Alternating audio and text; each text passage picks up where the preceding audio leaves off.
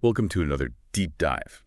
Today we're going to be talking all about deserts. Deserts. Yeah. Cool. I know you're probably thinking of just like vast empty spaces, Right. but get ready to be surprised by just like the sheer amount of diversity in these extreme environments, both in terms of the life there and even in terms of like the cultures Yeah. that are there. And we're going to be covering two different types of deserts. We'll be talking about hot deserts and cold deserts. Oh, wow. Okay. So, to get us started, let's go to kind of the classic desert image that probably pops in your head when you think about deserts. Yeah. The Sahara Desert. Okay. So the Sahara Desert is this massive desert in North Africa, and it's absolutely gigantic. It's huge. Yeah. Like, just to give you a sense of scale, it covers 8.54 million square kilometers, Wow. which is more than twice the size of India. That's hard to even imagine. Yeah, and it's not just all sand dunes. No, definitely not. You've got these huge gravel plains and then plateaus with bare rock. Really? Yeah. And some of those can get really high, like over 2,500 meters. Wow, okay, I did not know that. Yeah. It's pretty amazing. And then, of course, you have the sand dunes as well. Yeah, so it's like a whole world in this one giant desert. Exactly. And speaking of extremes, the Sahara Desert is actually home to the highest temperature ever recorded on Earth. Is that right? Yeah, so it was a scorching 57.7 degrees Celsius, and this was way back in 1922. Wow. I wonder what that must have felt like. Yeah, I can't even imagine. I would not want to be caught out there without like an endless supply of water and maybe like a really good sun hat or something. Oh, for sure. Well, speaking of that extreme heat, that's kind of one of the things that defines a hot desert, right? You Yeah. have to have those super high temperatures, but also limited rainfall and not a lot of vegetation. Okay, that makes sense. But I have to ask, I mean, with it being that hot and dry, it's hard to believe that anything could survive there. It's pretty incredible, right? Great. But, plants and animals in hot deserts developed all these like really amazing ways of coping with those tough conditions. Like what? We'll take cacti, for example. They can store water in their thick stems so they can go for a long time without any rain. Oh, that's so cool. These It's like things- they're the camels of the plant world. I like that analogy. What about animals? How do they deal with the extreme heat and lack of water? Well, a lot of them are nocturnal. So they only come out at night. Exactly. When it's much cooler. Mm-hmm. And some animals, like certain types of desert foxes, they have these huge ears that help them to get rid of excess heat. Oh, interesting. Yeah. And then, of course, you have the ultimate desert animal, the camel. The camel. They can go for days without water, and those humps, they store fat, which their bodies can actually turn into water when they need it. That is incredible. That's some serious survival skills right there. It is. It really shows you just how resilient life can be. Yeah, it's incredible how life finds a way even in the toughest environments. Yeah. But what about people? Have humans been able to adapt to life in the Sahara Desert? Oh, absolutely. For centuries, nomadic groups like the Bedouin and the Tuareg tribes, they've called the Sahara home. Yeah, they have this like deep understanding of the desert. They can navigate by the stars, and they rely on their herds of camels and goats and sheep for like everything, food, clothing, shelter. It's like they've become a part of the desert ecosystem. Exactly. That's amazing. But I have to imagine that life in the Sahara is changing, especially with the discovery of oil in places like Algeria and Libya. You're right. The discovery of oil has brought a lot of modernization to some areas of the Sahara, So what does that look like? where you're seeing new roads infrastructure, even cities popping up. Wow. Yeah, it can be a mixed bag, because it brings economic opportunities and access to resources, but it also has the potential to really disrupt traditional ways of life. So it's like a double-edged sword. Yeah, I think that's Yeah. a good way to put it. It makes you think about, how we can balance progress and preserving those unique cultures. Yeah, it's a good point. It's like a reminder that even in the places that we think of as being really desolate and empty, there are these rich human stories, and those stories are worth protecting. So before we move on to a very different kind of desert, is there anything about the Sahara that's really stood out to you or really caught your imagination? Honestly, for me, it's that juxtaposition of the ancient and the modern. Yeah. You have these ancient cultures that have lived in harmony with the desert for centuries, and now they're coming face to face with this rapid modernization because of the oil discovery. It's fascinating. It's like two worlds colliding. Exactly. Yeah. So are you ready to leave the scorching heat of the Sahara behind I think so. and journey to a place where it's unbelievably cold but still a desert? Let's do it. I'm intrigued. Okay, so Yeah. let's go. buckle up because we're going from the intense heat to a totally different kind of desert. Okay. We're going to the cold desert of Ladakh. Yeah. Up in the Himalayas. Wow. Okay. So we're talking high altitudes, freezing temperatures? Exactly. I'm already picturing those like majestic snowy mountains. Oh, yeah. It's stunning. But how can a place that cold be a desert? I always thought deserts were all about like heat and sand. Right. I mean, that's what we usually think of. But the main thing that makes a desert is that it's really dry. Oh, okay. Like it gets very little rain. And that's definitely true for Ladakh. So why is that? Well, Ladakh is in what's called the rain shadow of the Himalayas. The rain shadow. Yeah, so basically the Himalayas are so high that they block most of the clouds that are carrying moisture from even reaching Ladakh. So it's like the mountains are acting as a giant shield. Exactly. Okay, I get it.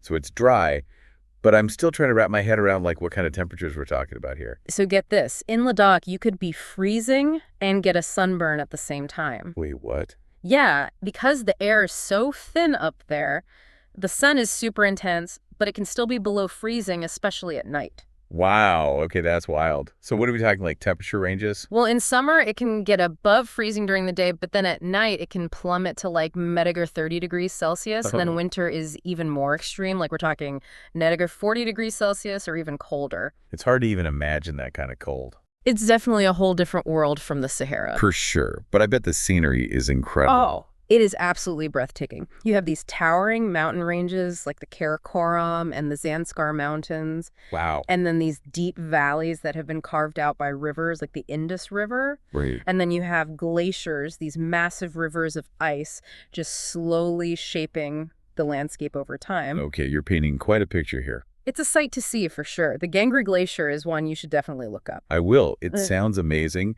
but I have to imagine that not a lot can grow in such a harsh environment, right? Well, you're right. The plant life is pretty tough. You'll see like patches of grass and shrubs, things like that. Okay. But then in the valleys where there's a little more moisture, you can actually find groves of willow and poplar trees.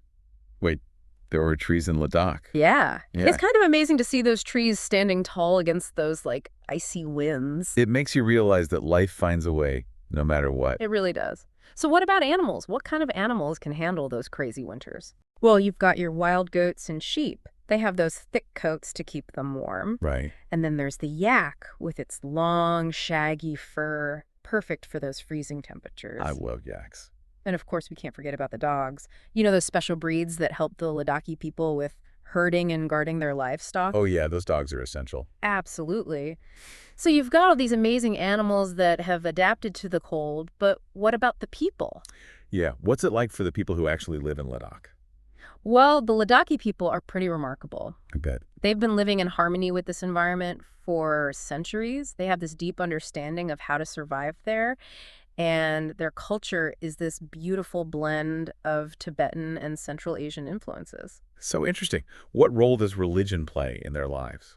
Well, you'll find both Muslim and Buddhist communities living in Ladakh, and they actually coexist really peacefully. That's nice to hear. Yeah, and there are all these Buddhist monasteries called gompas scattered throughout the landscape.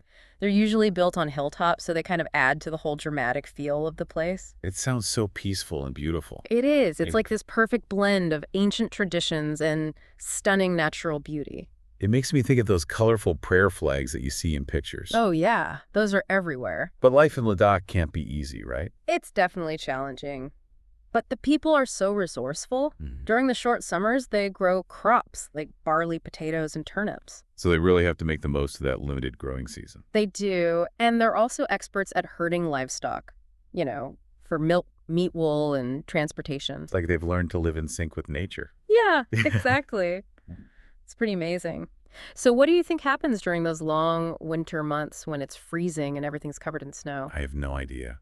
It can't be easy. Well, it's actually a time for celebration. Really? Yeah, they have all these festivities and ceremonies. It's a way to keep their spirits up during those long, dark months. That's amazing. It is. It's all about community and connection, sharing stories and traditions. It sounds like they've found a way to find joy even in the face of hardship.